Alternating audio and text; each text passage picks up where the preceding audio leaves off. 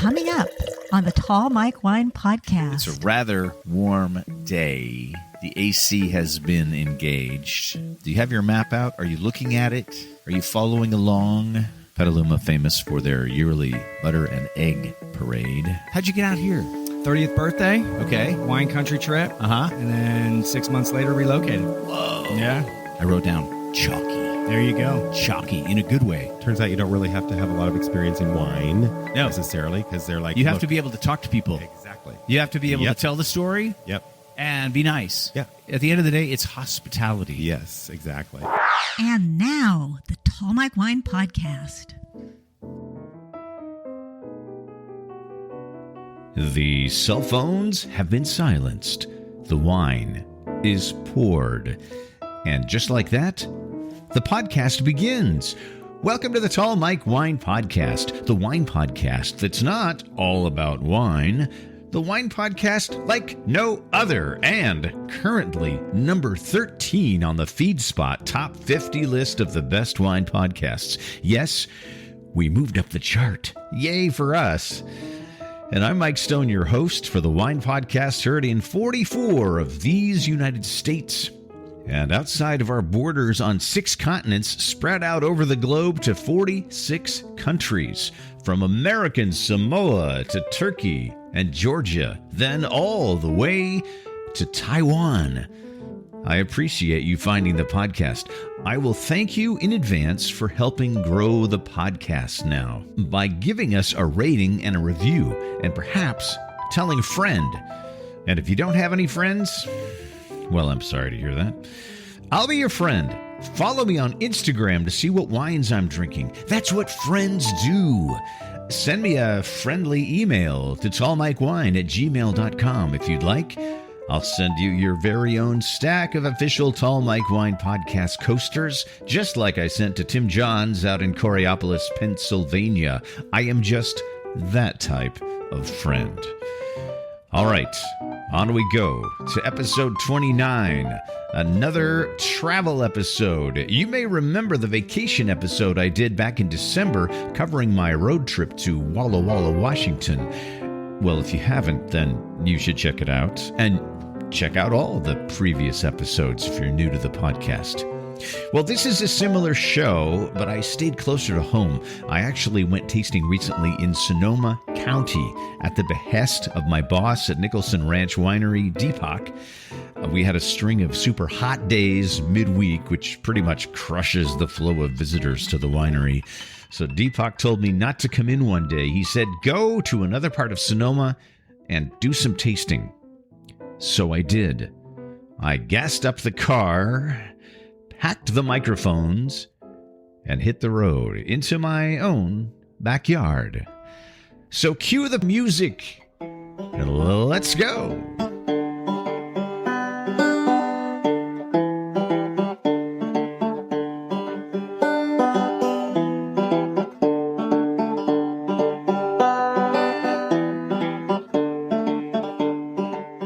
You know, it's funny how appropriate that banjo tune seems to signify that I am driving. I'm on the road, on the 101 freeway.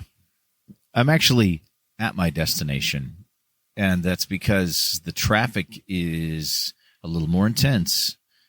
Remember last December, I was driving to Walla Walla, and I was talking to you how I was on the 5, and I had the microphone in one hand and the steering wheel in the other hand, manipulating the cruise control with my thumb. And that wasn't a very heavily traveled part of Interstate 5. When I was driving again from, well, in Oregon, same deal. Not very crowded. But this part of 101 is lots of trucks, lots of cars, lots of people in a hurry. You really got to be careful. So, yeah, that banjo tune, I don't know where it comes from as far as signifying that I'm on the road, but maybe it's the Willie Nelson song. Although I don't know if there's any banjo in that song. But I've just arrived at my destination. It's a rather warm day. The AC has been engaged. That's probably what you're hearing in the background. It's about a 40-minute drive from Novato, California, where I live, in Marin County. When I drive east into Sonoma every day to go to Nicholson Ranch, where I work, I drive over the border into Sonoma. And today I drove north over the border into Sonoma. Sonoma County's border is sort of a diagonal that goes right over the top of my part of Marin County. Do you have your map out? Are you looking at it? Are you following along? This is, you're going to learn a little bit about geography today. I'm in Sonoma, northern part, but I'm quite a ways away from Nicholson Ranch. This is how big Sonoma County is. There's over 500 wineries. And if I were to drive from here, where I am, I'm just west of a town called Healdsburg. It would take me a couple of hours to get to Nicholson Ranch, I think. The drive here, straight north on 101, the first town you come to is Petaluma. Petaluma, famous for their yearly butter and egg parade. They're all about the chickens and the cows in Petaluma, although Petaluma is getting pretty hip. I like it. I like Petaluma a lot. Did you know the actress Winona Ryder was raised in Petaluma? Yes, she was. You learn things on the Tall Mike Wine Podcast.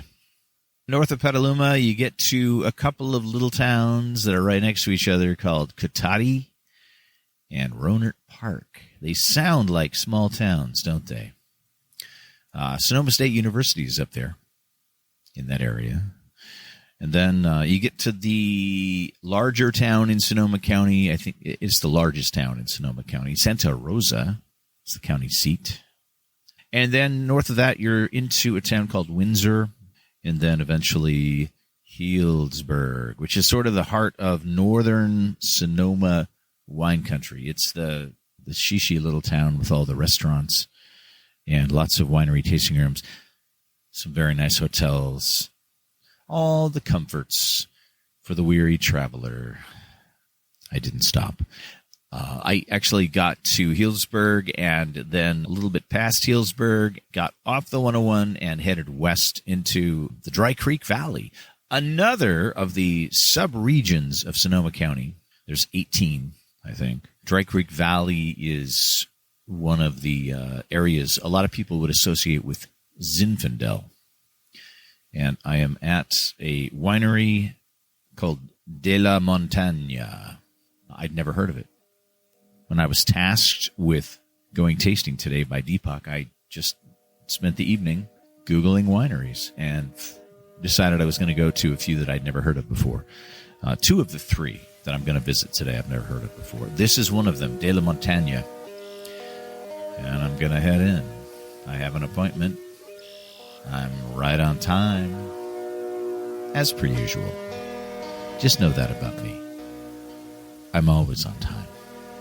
Okay, I lied. I'm always early. For me being on time, I feel like I'm late. Anyway, I'm headed in. Here I go, getting out of the car, headed in.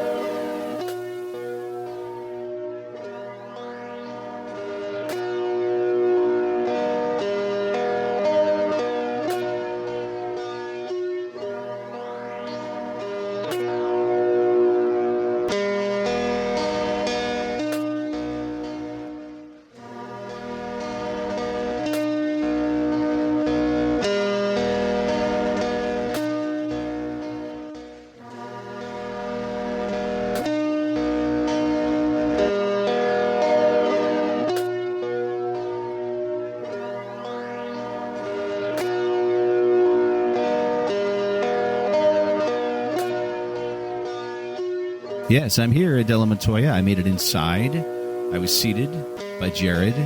He's been pouring some nice wines for me.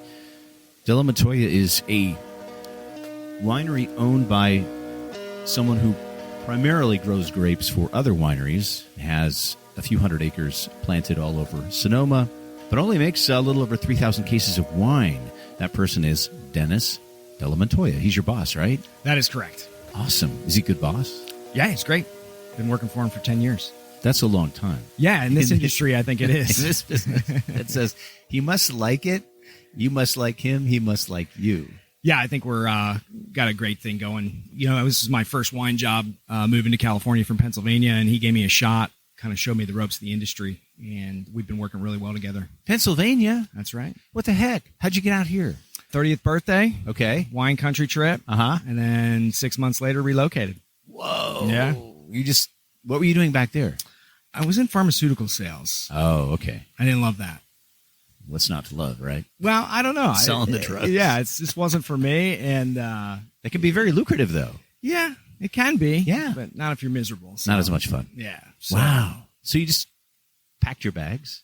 Pretty much. And came out here? Yeah, pretty much. My wife and I moved out here. And, That's cool, man. Yeah. Just gave me a chance here. And been. This is your first job when you That's got it. here? Yeah. You've been that's here right. ever since? That's right. That is a testament to whatever they're doing here Yeah. at Della Montoya. Great family to work for. That's awesome. I've tasted through the Sauvignon Blanc, which was as clear as water. Yeah. Very light, well balanced. You know, just meant to be a really good summertime refresher. That was great. It's like 90 out here right now. I know. It was very refreshing, had nice notes of grapefruit and some nice melon notes, really just what you want on a super hot day. And then we had a rosé that was really kind of beefy. Yes, for Cab sure. And Zin and Syrah rosé that's on the skins for quite a while for a rosé. So it had a nice dark pink color. Yeah, absolutely. Really good. Absolutely. And then I had a Merlot, really good.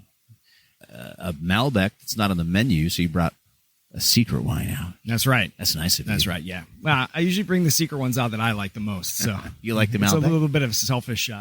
What do you like about the Malbec? So I think the Malbec's great here because most of the fruit is grown in the Russian River Valley, and so you get that cooler climate on a grape like that, and it really accentuates the fruit on the front. So it's not just this big inky tannic Malbec. Right. It's like in a hot climate. Correct. Because Russian River Valley, people hear that, and if they're doing word association, they're going to say Pinot or Chardonnay. They're not going to say Malbec. Right. So that's kind of an outlier. Yeah, and the beauty of Dennis is he has a vineyard in the Russian River Valley where the lion's share of the fruit is Pinot that pays the bills on farming the vineyard. Then he's got a couple of rows of these little oddball varietals that we know we can use here at the winery to make a unique wine. Have a little fun. Exactly.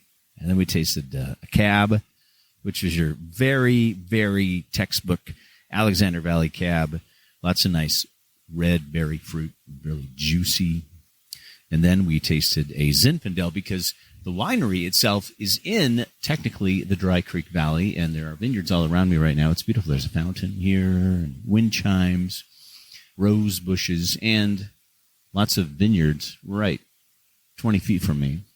And the Zinfandel's grown right here. That's right. Yeah, kind of the calling card for the winery. Really just your classic Dry Creek Valley Zin, jammy, a little spicy and peppery on the finish. I wrote down chalky. There you go. Chalky in a good way. Yes. You know, you think chalky some people might say, ugh.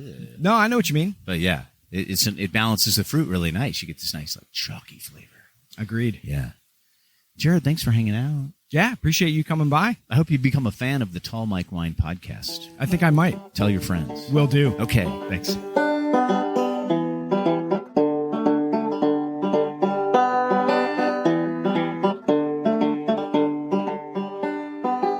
All right, that was delightful, hanging out with Jared.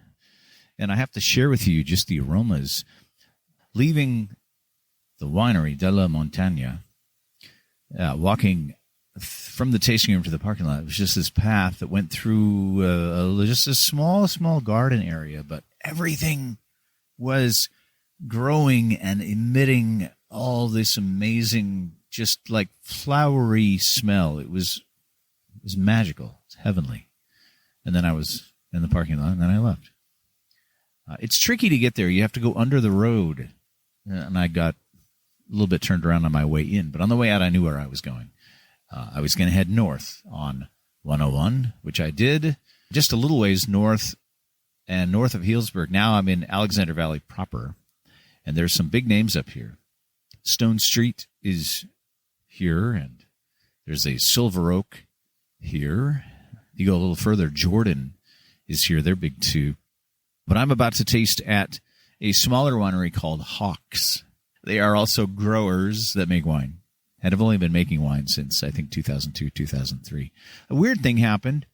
The Hawks tasting room up here is right next to this sort of local legend delicatessen called the Jimtown Store. So I thought, okay, I've got half an hour between the time I have to taste at Hawks. I'm just going to go into Jimtown and get some delicious delicacy from the delicatessen. And they're closed. I guess I didn't get the memo. So I'm going to go into Hawks and hopefully find some food at the winery tasting room. Now, not all tasting rooms have food available. I'm just crossing my fingers because I'm pretty much away from all services. If I go back to Healdsburg to find something to eat and come back, then I'm going to be late. My planning was good. It just ran into some unexpected circumstance. So this will be continued. I'm going to go into Hawks now and see if they have some food for me. And I will, of course, taste there, and hopefully somebody will want to talk to me on the Tall Mike Wine Podcast, On the Road edition.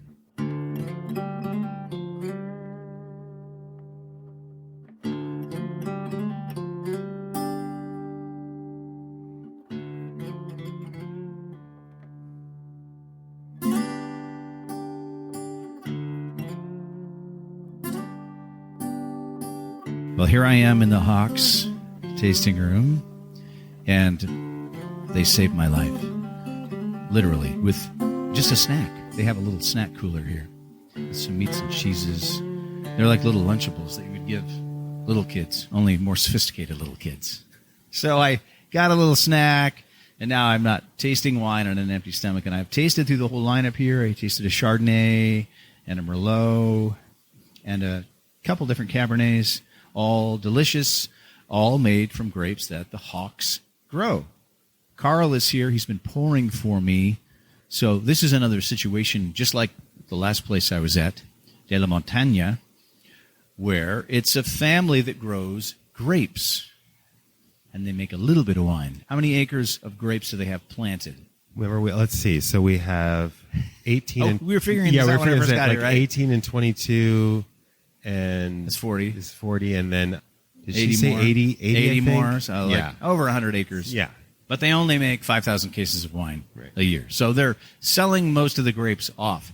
You can make this your business plan. Plant lots of grapes and sell most of them, and that'll pay your bills, and then make a little wine and have fun, which I think is what they're doing. Yeah. The wine is good. That Cabernet, man. I had the 2018 Alexander Valley Cabernet, 100% Cab. Delicious. And then Carl pulls out the 2014, which is, this is what you're supposed to do. You're supposed to age it. But a lot of people don't have the patience for that. So this 2014 is phenomenal. Now I want to talk about Carl because he and I are akin. Turns out he's from Seattle and spent a lot of time there and then decided to ditch the whole thing and move south to wine. Better weather? Better weather. Yeah, definitely that was probably number one. Really? Yeah. Better weather, and then just kind of smaller town, a little more country. So Carl was living in Seattle, and you're from there? Yeah. Born and raised. Nice. Yeah. Magnolia. Yeah. Shout it out. Carl was making his living as a performer in theater and dance and things. What was the best show you were ever in?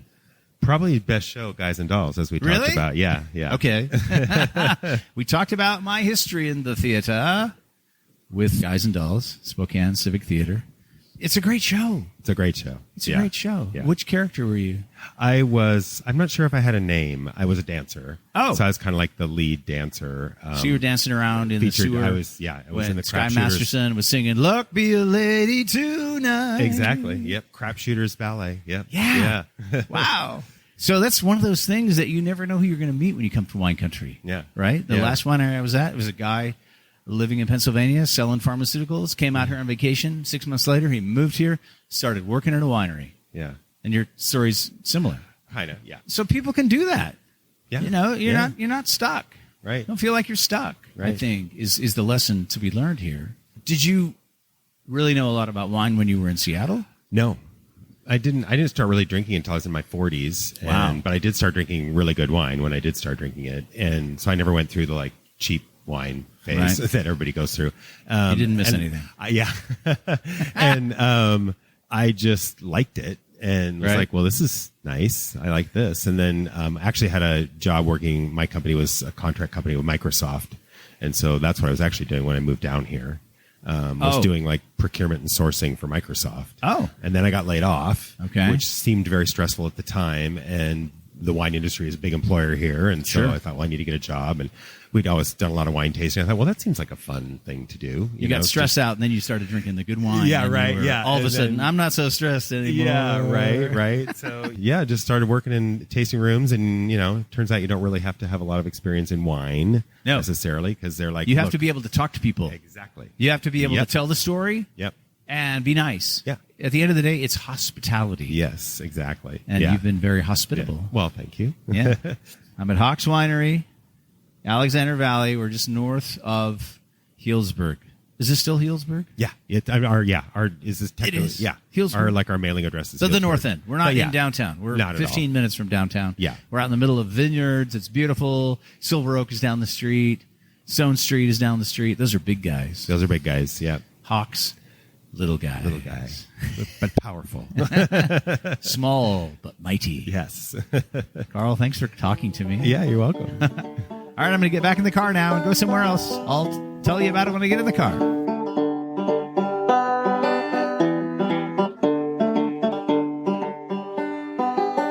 All right, I'm back in the car and have been in the car for the last 45 minutes or so. A trek from the last winery, Hawks, to the next winery, jumping from one very specific region, northern Sonoma, Alexander Valley, over toward the coast in a southwesterly direction. See, I'm sort of headed home because I'm going south, but I'm also going west, headed toward the coast. And now we're plopping down into the Russian River Valley. Here's why they have all these different designations for locations. The weather changes. I've been talking to you about how it's a hot, sunny day here in Northern California. And when I left Hawks, the tasting room, the thermometer in my car, which I'd say probably is off maybe plus or minus 2 or 3 degrees, said it was nearly 100 degrees. Get in the car, set the Waze app for the next winery. Says it's going to be 45 minutes or so. And it's a nice drive on mostly country roads, a little bit of time on the 101, but mostly country roads.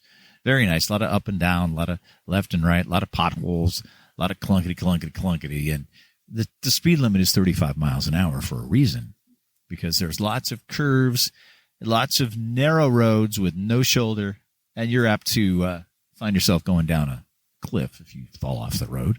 So you got to be careful. By the time I get into the Russian River, the temperature has dropped below 80 degrees. It's, according to the thermometer here in the car, it says it's 79 degrees. I can see the vines right in front of me because I'm parked in front of the tasting room, and there are vines right in front of me. They are swaying in what would appear to be a pretty good breeze. And this is why in the Russian River Valley they grow different grapes than they grow up in the Alexander Valley. Down here it's mostly Pinot and Chardonnay, cooler climate grapes. I'm at a winery called Square Peg, which I had never heard of. And nobody I know has ever seemingly heard of this winery. So we'll go inside and see what we can find at Square Peg in the Russian River Valley town of Sebastopol.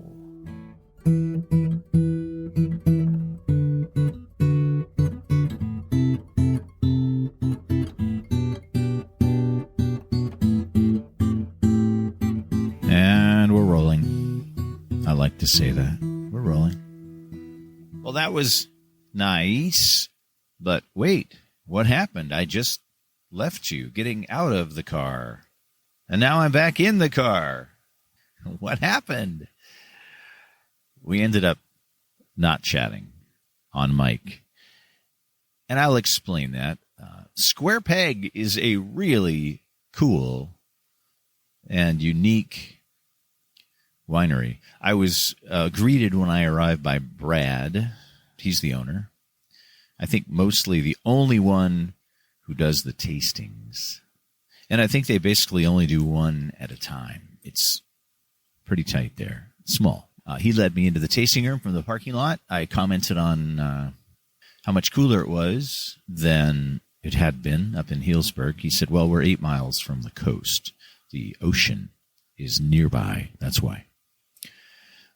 He led me into the tasting room, which didn't look like a tasting room. It looked more like an art gallery. This open room, not a huge room, but, a room, very open, high ceiling, floor-to-ceiling windows on one wall overlooking the vineyard. But what I was most impressed with was the art. Brad's wife is an artist, and I don't mean she dabbles.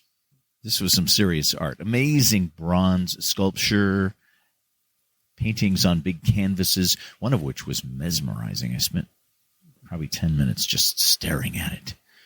It was hypnotizing me. It didn't quite hypnotize me into spending $5,000 on the painting, but it came close. Like I said, it's a gallery in there. So Brad and I talked about a lot of things before I finally sat down at the big tasting table. He told me about moving to Northern California about 30 years ago from L.A. He was an airline pilot at that time, tired of L.A., wanted the quiet country life. Eventually, he planted a hobby vineyard on his property, which, of course, you're surrounded by vineyards and wineries. Why wouldn't you grow a few grapes yourself? Then he acquired an old apple orchard next door, which he had converted to wine grapes. And that's a story you hear a lot in Sebastopol. The apples used to be there. Now it's all vineyards. Before you know it, Brad had a winery of his own. He hired a guy named William Nuttall to make the wine and eventually started purchasing fruit for his fledgling label, Square Peg. Now they make about 3,000 cases of wine, give or take, a year. Good stuff, too. Chardonnay, Rosé, Pinots, and Zins. Just know if you're headed that way, you will need an appointment. You will need an appointment. It's a very small operation. It's not the kind of place where a walk-in tasting is going to happen. They want to know you're coming, and you'll probably be the only person there or your group. And I think 6 is the maximum. But Brad is super friendly, nice guy. In fact, we talked so much it got late. He had to close up shop, and that was before we could get anything recorded. I also think Brad may have been a bit shy about that.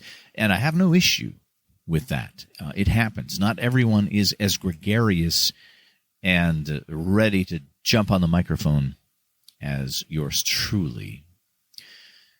Now I'm back on the road, those country roads west of Sebastopol, only a few miles from the Pacific, like I said. And now I'm going to drive some more, winding through West Sonoma.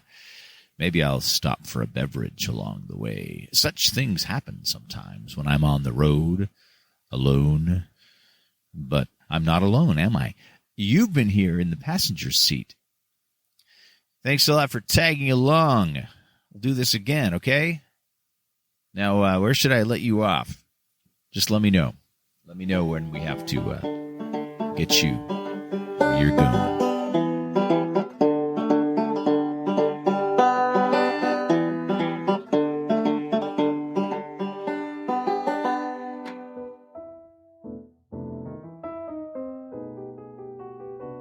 The Tall Mike Wine Podcast was conceived and is written, produced, edited, and maintained by yours truly.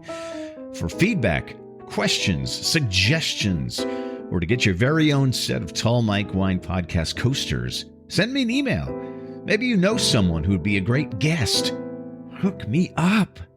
Please take a moment to rate the podcast. And when I say rate it, I mean 5 stars. You listened all the way through. That must mean you liked it. If you have more free time, write a review. Exercise your creativity and tell the world why you like it. You can also follow me on the socials for pictures of all the wines I drink, food I eat, my kitty cat, Olive, and more. See the Instagram feed at Tall Mike Wine. If you post pictures of wines you drink, tag them with my hashtag sexy bottle shot. I'll follow you. I'm also on Twitter at TallMikeWine69. I'll warn you, on the Twitter, I get a bit more political and sometimes I'm outraged. And why wouldn't I be? Although at other times, I'm just rooting on the Seattle Mariners. That's Twitter in a nutshell, right? Thanks for finding me. Tell your friends. I'll be back with another guest very soon. Until then, from Novato, California, I'm Tall Mike Wine. Please call me Mike. Cheers.